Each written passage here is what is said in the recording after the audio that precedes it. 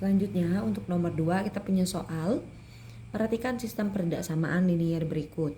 X ditambah 2Y lebih dari sama dengan 8. 3X ditambah 2Y lebih dari sama dengan 12.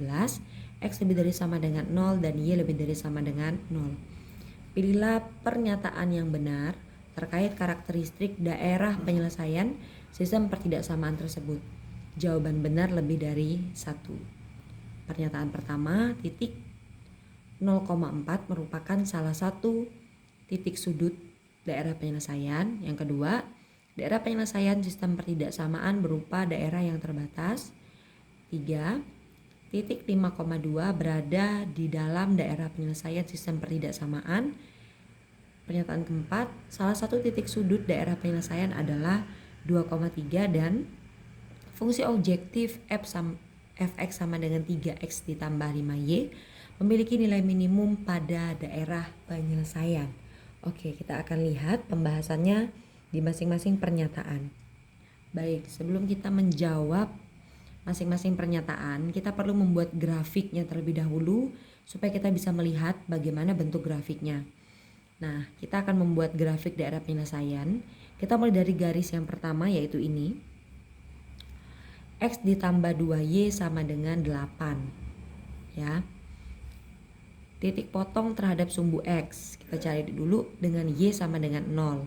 Berarti di sini Y-nya kita kalikan dengan 0 atau kita ganti dengan 0. Maka menghasilkan X ditambah 2 kali 0 sama dengan 8. Karena 2 kali 0 tidak berpengaruh, maka langsung saja X sama dengan 8. Sehingga titik potong terhadap sumbu X-nya adalah 8,0. Kemudian masih di garis 1, kita cari titik potong terhadap sumbu Y, yaitu X-nya yang sama dengan 0.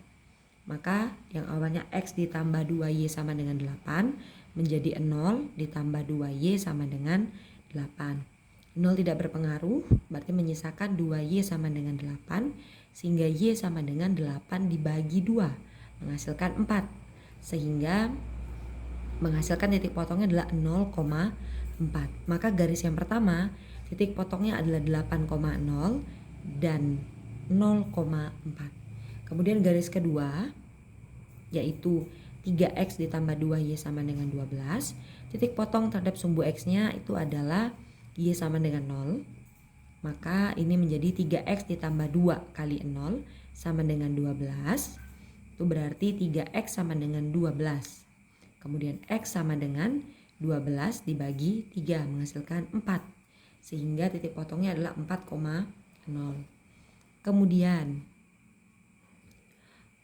untuk titik potong terhadap sumbu Y-nya X sama dengan 0. 3 kita kalikan dengan 0 ditambah 2Y sama dengan 12. 3 kalikan 0 menghasilkan 0, berarti tidak perlu kita tuliskan. Maka menyisakan 2Y sama dengan 12. Y sama dengan 12 dibagi 2 menghasilkan 6. Sehingga titik potongnya adalah 0,6. Maka untuk garis yang kedua ini, titik potongnya adalah di 4,0 dan 0,6. Sehingga kalau digambarkan dalam grafik bentuknya seperti ini. Garis 1 itu adalah 8,0 dan 0,4. Ini garisnya. Ya, ini garis 1. Kemudian yang ini garis kedua, yaitu titik potongnya 4,0 dan 0,6. Kemudian daerah penyelesaiannya semuanya ke atas, ya.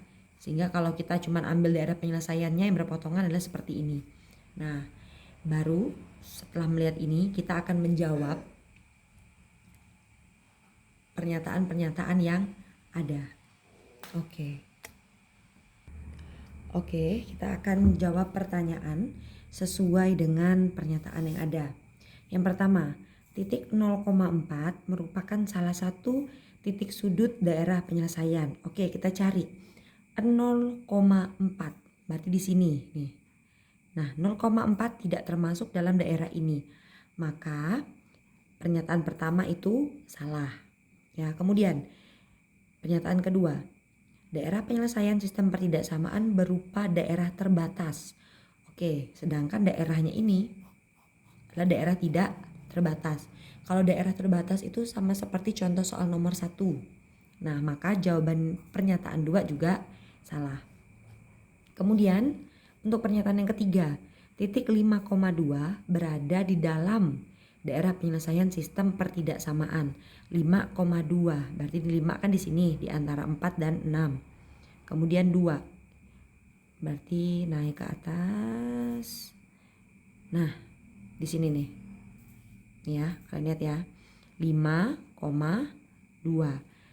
berada di dalam daerah yang kita arsir, maka pernyataan 3 jawabannya adalah benar.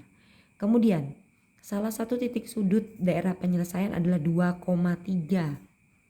Oke, 2,3. Nah ya benar di sini ya, 2,3. Mungkin kalau gambarnya lebih bagus dia lebih kelihatan. Maka pernyataan 4 itu juga benar. Dan yang terakhir, fungsi objektif 3x ditambah 5y memiliki nilai minimum pada daerah penyelesaian. Oke, 3x ditambah 5y berarti x-nya itu 5, berarti di sini. Ya kan? Kemudian 3-nya di sini. Kalau kita bikin garis di sini,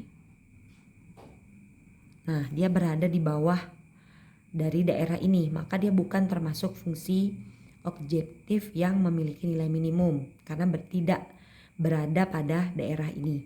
Sehingga jawaban pernyataan 5 juga salah.